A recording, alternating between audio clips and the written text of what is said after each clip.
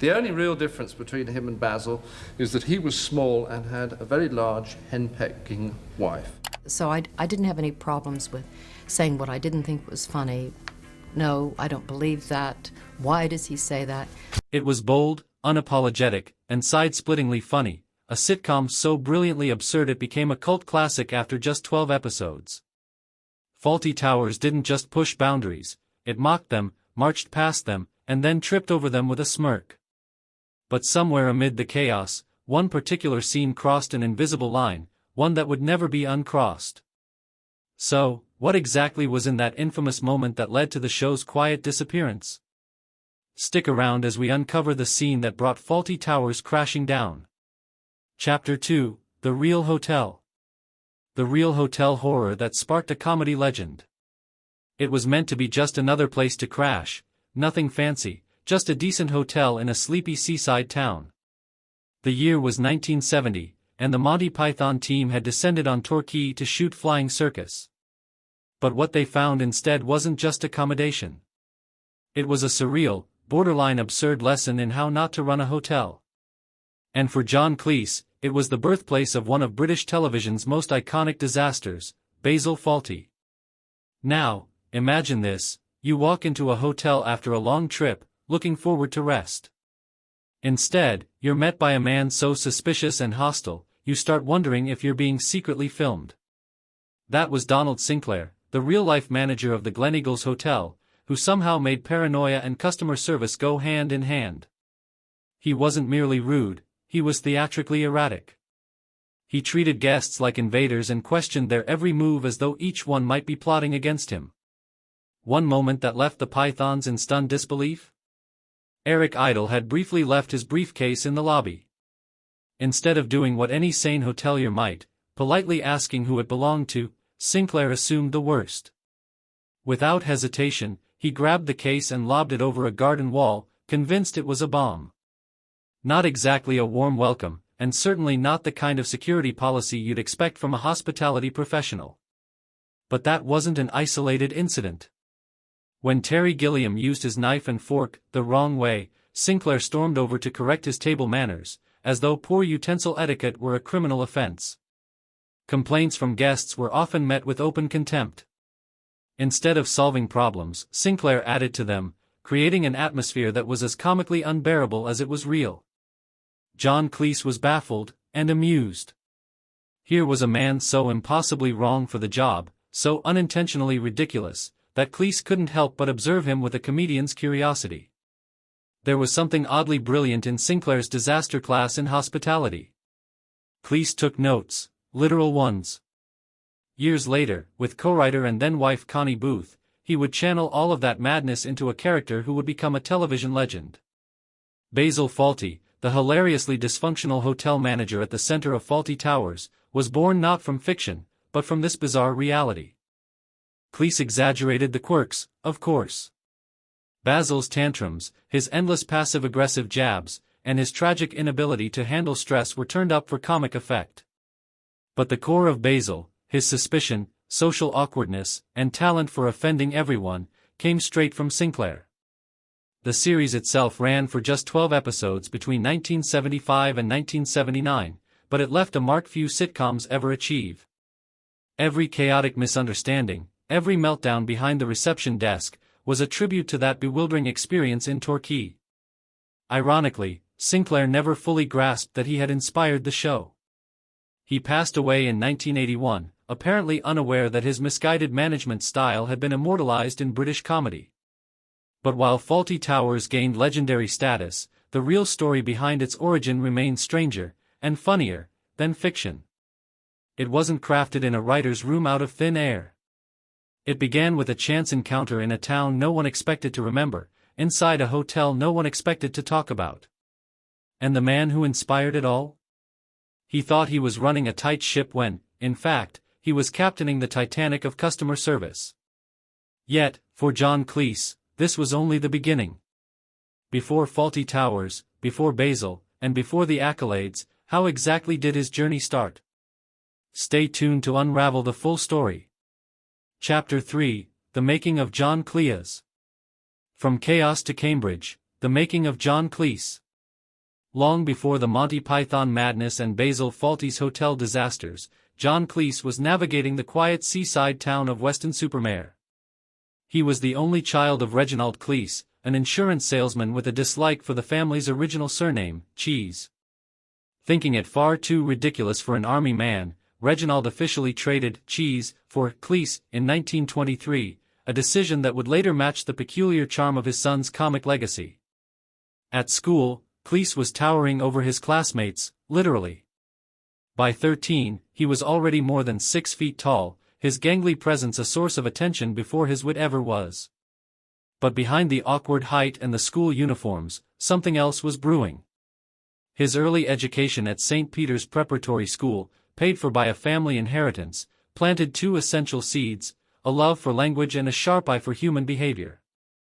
He wasn't just a clever boy excelling in cricket and boxing, he was already studying the absurdities of life, albeit unknowingly. The classroom, however, wasn't enough to contain his curiosity. A statue prank during his time at Clifton College hinted at the kind of humor Cleese would come to master: dry, visual, and oddly intellectual. He painted footprints leading away from a statue of Field Marshal Haig as if it had wandered off to the bathroom. Juvenile mischief, perhaps, but even then, it was storytelling through farce. Still, not all moments were humorous. When Cleese discovered, at 17, that he had been passed over for a house prefect position despite his academic success, it left a mark.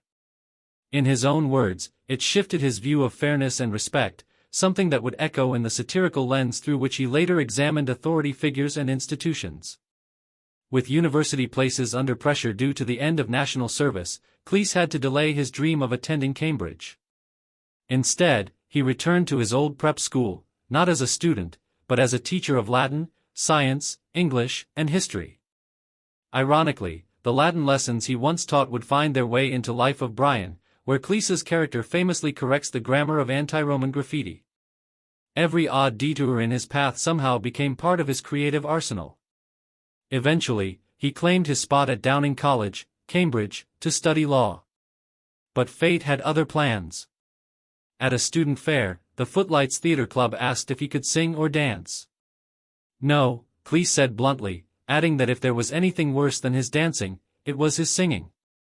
"So what do?" they asked. "I make people laugh." And that, quite literally, was his foot in the door. At Footlights, Cleese crossed paths with future collaborators Tim Brooke-Taylor, Bill Oddie, and the one who would change everything, Graham Chapman. Together, they began crafting the kind of strange, cerebral, and anarchic comedy that would go on to reshape British television. Even after graduating with a law degree in 1963, Cleese's father continued sending him newspaper ads for retail management jobs, just in case this comedy thing didn't work out. Still, one question remains: how did this academically gifted, prank-pulling schoolboy transform into a comedic powerhouse before Fawlty Towers ever aired? Stay tuned to unravel the full story. Chapter 4: A Brilliant Mess of Genius and Marriage. Fawlty Towers, a brilliant mess of genius and marriage. If you ever wondered how a hotel run by a man on the brink of madness became one of the most beloved sitcoms in British history, it wasn't because John Cleese had a solo stroke of brilliance. Instead, it began with a marriage, not one built to last, but one that sparked creative magic. Cleese and his then-wife Connie Booth took a real-life experience so hilariously disastrous it stuck with them for years and turned it into something unforgettable. It all started during a notorious stay at the Gleneagles Hotel in Torquay, where Cleese found the hotel manager so ridiculously rude and incompetent that it bordered on satire. Most people would just leave a bad review, but Cleese and Booth saw something else: comedy gold. The idea of a short-fused hotel owner tangled in chaos refused to fade, and soon, the seeds for Fawlty Towers were planted. But rather than just make a show about a cranky innkeeper, the duo sharpened every moment with wit, confusion, and characters so outrageous, they somehow felt real. When the show first aired on BBC in 1975, it didn't exactly charm the critics. One called it a disaster, confused by its fast-paced humor and absurd scenarios. But the public? They understood.